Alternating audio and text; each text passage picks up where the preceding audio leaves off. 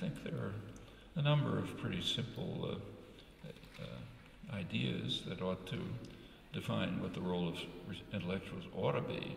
By intellectuals, I just mean people of relative privilege, training, resources, opportunity, an ability to be in a position where you can get involved in some fashion in affairs that matter to human beings. So it's intellectuals.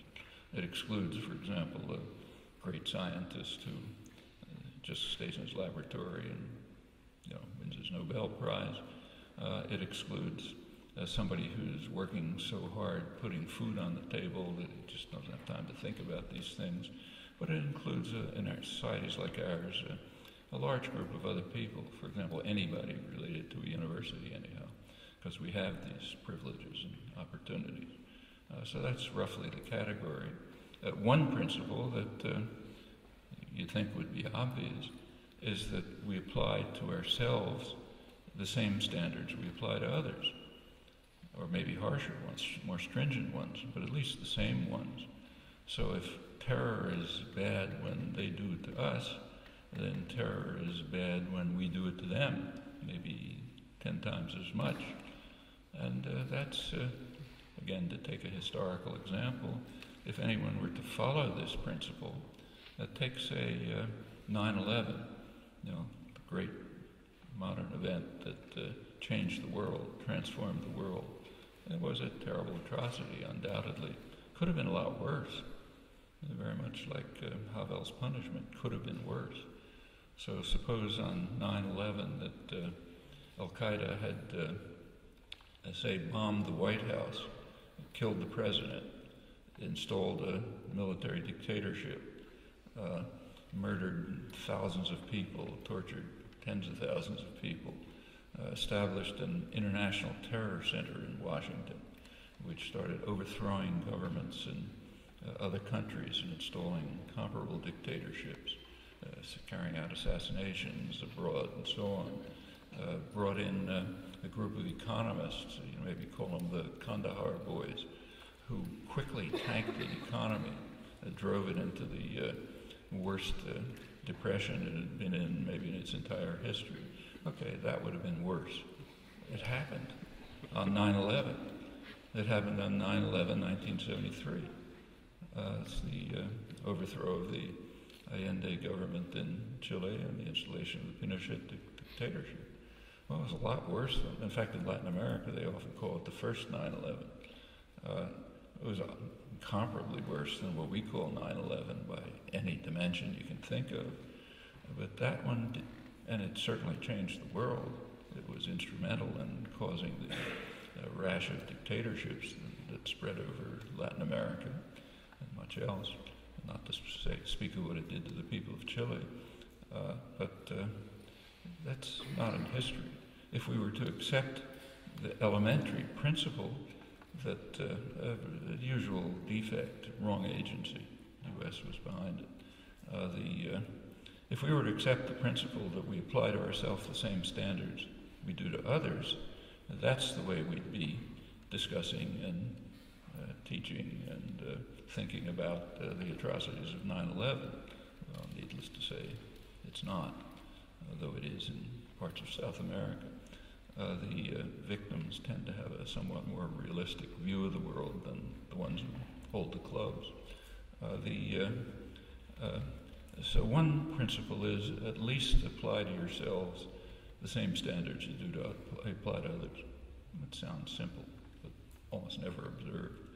Another is to set priorities. We all have finite energy and time, can't do everything. So try to focus on the things that are important. What are importance, of course, is another value judgment. So what's important? Well, one criterion for importance is things that you can influence. So if there's something going on somewhere where you can have an influence, well, that's important to focus on. It may be nice to criticize the crimes of Genghis Khan, but you can't do much about it. And the same is true of crimes carried out by somebody else. You can say how awful it is, but nothing much you can do. On the other hand, crimes in which you're involved yourselves, you can do quite a lot. The closer you are to agency, the more you can do. So that should be the focus. Well, I won't run through examples. I leave it as an exercise. But you'll find that exactly the opposite is done. Exactly the opposite. In fact, you can pretty well determine what the role of intellectuals ought to be by taking a look at what is going on and just turning it to the opposite. It turns out to be a pretty successful technique of analysis. So that's another thing you can do. Other things you can do are to participate in changing your own surroundings in as much of the society as you can reach in such ways that these values will be accepted, whether it's by teaching, by organizing, by activism, many other ways.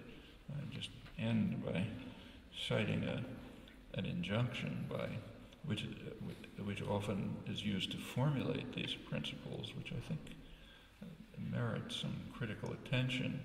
It's a precept used by people who personally are close friends and who I respect and honor a lot, a Quaker activist, a Quaker human rights anti-war activists, very courageous people, also involved in civil disobedience, protests, very dedicated, picking the right principles.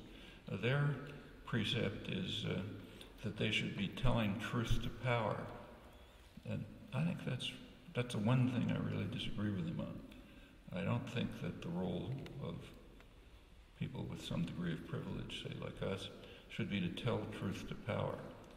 One reason is power already knows the truth. You don't have to tell it to them. They understand it very well. That's why they're doing what they're doing. Another is that they're not the right audience. You should be reaching people who don't know the truth. Tell them. Furthermore, you shouldn't be telling them. It's not that we have some, I, you, whoever it is, has some kind of magic authority. We have our own ideas. They have their ideas.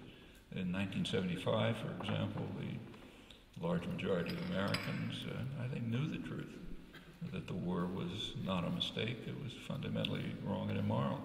You don't have to tell them the truth. You can participate with them in finding out the truth, learning it yourself, encouraging them to think it through for themselves. So you should be reaching out to other people, trying to learn the truth as best you can together with them. And it should be the audience that matters, not the powerful.